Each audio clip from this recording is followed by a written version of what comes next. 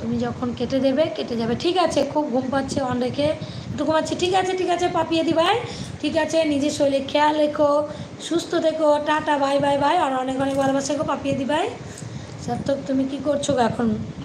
বলো যে ফ্রি আছে এখন, সব কথা কি মুখে বলা যায়? কিছু কথা বুঝে নিতে হয়, বুঝতে তো একটু একটু গন্ধ পাচ্ছি গো। দি ভাই কি টিপে দিলাম না ভাই?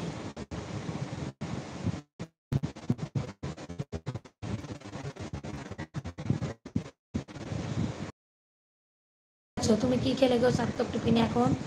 বলো এবার ভাই, সার্থক ভাই, ও আমার ভাই, বলে দাও কি খেয়েছো। তখন থেকে জিজ্ঞেস করছে কি খেলে কি খেলে কি খেলে, বলে দাও, বলে দাও, বুঝলে? তাহলে আমার ভাইটা শান্তি করে ডিউটিটা করতে যাবে, নাইট ডিউটি।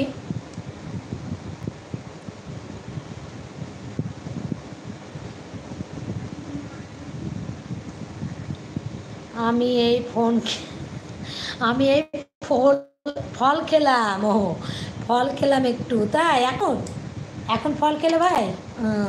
তোমার খাওয়া হয়েছে করো না? ও করো না ভাই, তোমাকে জিজ্ঞেস করেছে, কে একজন তো জিজ্ঞেস করেছে, বলো।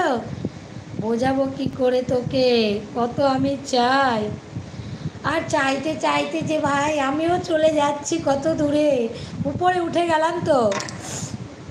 ও কি খেলে বলো শুনি?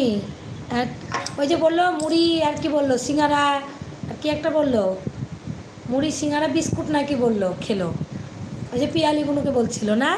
বলো করো না ভাই, সেটা তো ঠিক বললাম নাকি?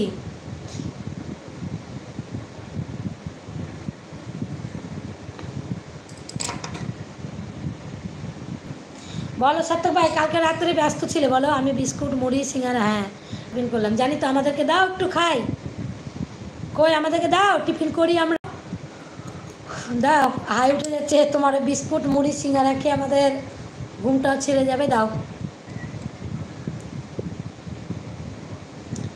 দূরে গেলে কি, দূরে গেলে কি মানুষ দূরে চলে যায় নাকি বরং মানুষ আরো কাছে চলে আসে গো? কাছে চলে আসে গো ভাই, অনেক কাছে।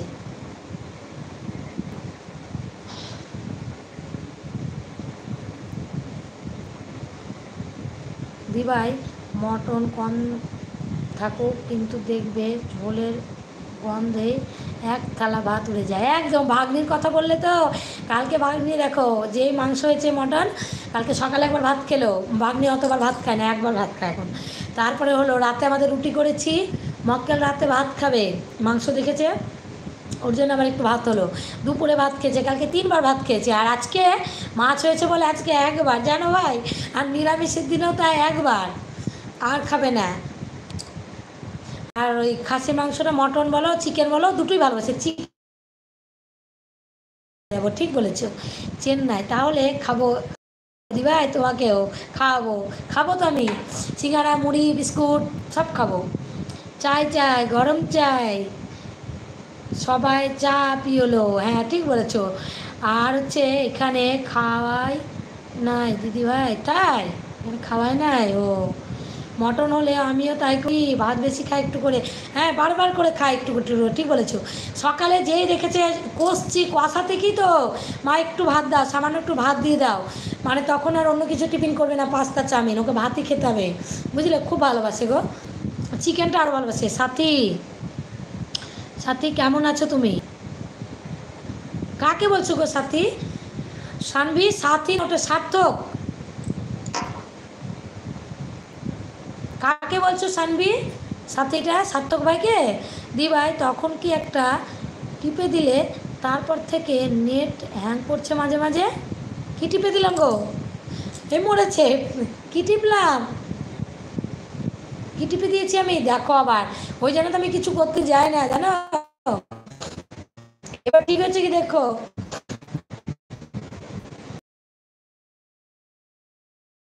এখানে সব পাওয়া যায় দিভাই, তাই খুব খুব দূর হতে আমি, তবে তারে সাদিব, ও রাশিদুল ভাই তুমি ঢং করো না, রাশিদুল ভাই বেরিয়ে এসো।